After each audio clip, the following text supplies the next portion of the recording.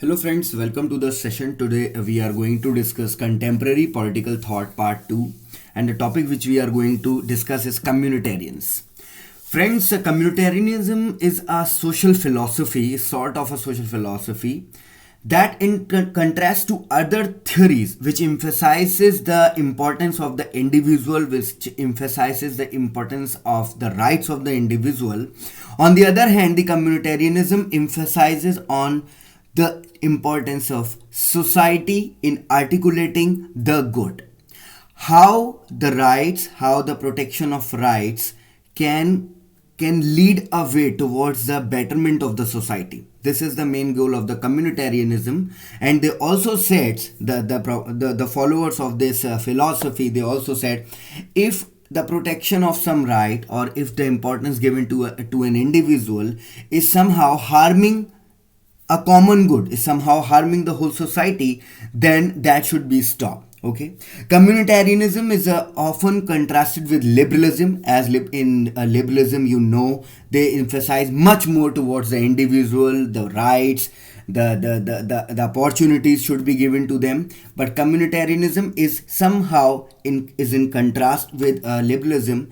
It is a theory which holds that individual and society both are important, but in liberalism they say the individual is of utmost importance, and everything should be sacrificed if that come into the harm's way of an individual.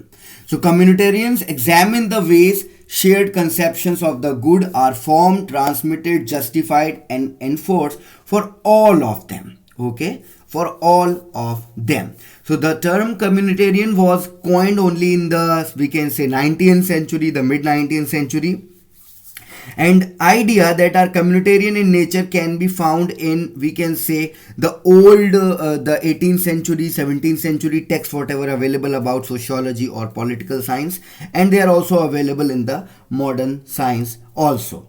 The Fabian and socialist doctrine, we can say, writings about the early commune and about worker solidarity, the conditions, they were also available. The idea about communitarianism was also available in that. So moving forward, so the focus now, we if we talk about in one line, if you asked about what is communitarianism, that we can say the communitarianism revolves around the historical transmission of values and the societal units that transmit and enforce value. What is the meaning of this? The meaning is the society should be built this way. The society should be built this way so that it may hold those values, it may contain those features into it, so that they can be transmitted to an individual, so that that particular individual and every individual can perform the task given to him, can provide his we can say contribution for the betterment of society, and it is applicable to all the communities throughout the society. So now we can say there are two branches of liberalism. In short, if I told you, there are two branches of liberalism, communitarianism, and they are academic communitarianism and responsive communitarianism. Okay, so the academic communitarianism and responsive communitarianism, what are they? I will explain that in my further slides. So, as I told you that the communitarianism is somewhat a contrast. It's an answer to liberalism. Is this a reaction to liberalism? What does some critiques of the communitarianism say? That it is nothing new in this philosophy, but it's just an answer to liberalism where the rights of individuals are protected. So, what is this? The communitarian theory of self emerged largely as a critical reaction to liberalism, especially John Rawls' work on the theory of justices. It is a very fine book, that how justice should be prevailed to each and every individual, and that should be cumulative justice. In that work, Rawls formulated a concept of justice based upon the inviolable rights of individual. The rights of an individual, the John Rawls established in this book that the rights of an individual are absolute and they cannot be violated in any condition. And what he says, each person possesses an inviolability found on justice that even the welfare of society as a whole cannot override. So this was the idea of John Rawls, and he was a liberalist. He was a, we can say, the propounder of individualism. He used to say, he through his writing, that the rights of an individual are of utmost importance, and the state should provide those conditions so that the rights of each and every individual may be protected. But on the other hand, what communitarians say, they say no. If the rights, if the violation of rights is for the betterment of the society, for the betterment of state, then that should be happen. That should happen. And there is somehow the critique. There is somehow to critique to communitarian's claim. They say in communitarian theory, in communitarian philosophy, there is a lot more interference by the state in the life of individual, because the agenda is set up by the state that this is good for the state, this is wrong for the state, and they formulate the policy guidelines for that purpose. So there is a lot more, we can say, there is a lot more interference by the state into the life of the individuals. Okay, so now moving ahead, communitarianism as a perspective. It is very important. This is very important, that if it is not only a reaction to liberalism, then what it is? Communitarians argue that this liberal conception, with its heavy emphasis on choice and autonomy, ignores the crucial fact that individuals are embedded in the society. They are also the part of the society. This is very important. If liberalists say that the rights of the individual are of most importance and they should be protected, they should not be violated, from where that idea is coming, that the protection of rights idea, from where it is coming? Everything is a step by step process. Everything is a developmental process over the period of time. So the communitarianists used to say that this very idea of protection of the right of every individual is also the outcome of the society. So if an individual, we can say, detach himself from the society, he cannot make good decisions.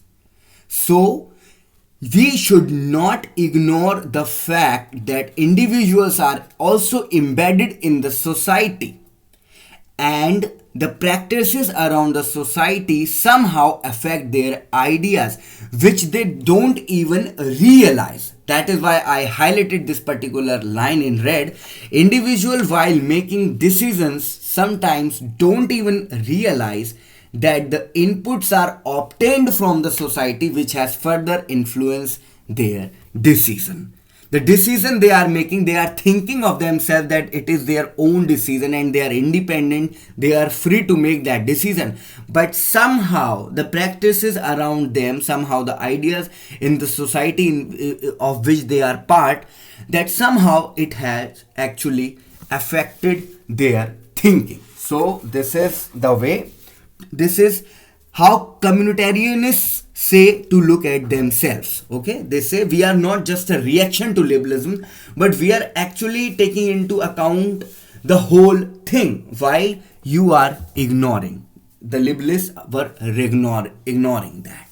Now the responsive communitarians. Actually there are two branches, as I already told you, the academic communitarianists and the responsive communitarianists. So it is very important for you to understand what are they. The academic communitarians of we can say of 1970s, 80s, these were a small group of political theorists concerned with highlighting the social dimension of a person. The academic communitarians used to say we can say the social dimension in which a people can think, just the social thing, while responsive communitarians, they were like, we can say, the political face. They were like the political face of that communitarian community. This was the second way, we can say.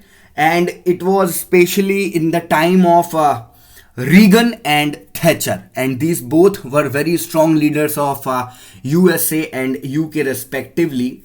So these were called as the communitarian, responsive communitarians. They not only dealt with the social order of the society, but they also believe that policies policies and politics can pave the way towards a betterment of society, where, as I already told you, the ideas provided by Nozick, that the state should arise. That's what communitarians also used to say, that the people should be resonate into some certain direction. Okay, they have to think likely, and then only the whole they can rise up whole as a whole and as a society. So what is the critique? Again, the liberals provide the same critique as I was discussing with you in the previous slide.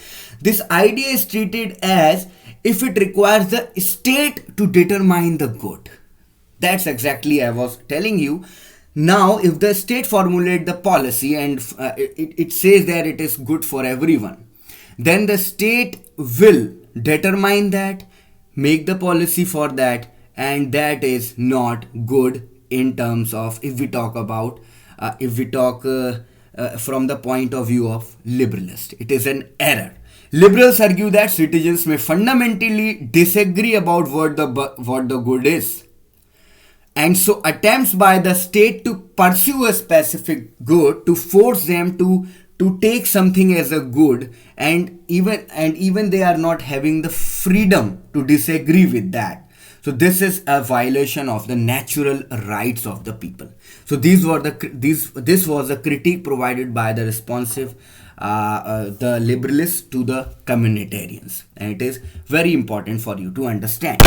Now the questions we should discuss: how communitarianism is different from libertarianism. As I have already told you, libertarianism only talks about the individuals and their right, but communitarianism take into account the individuals and the effect of their choices, their decision to the society.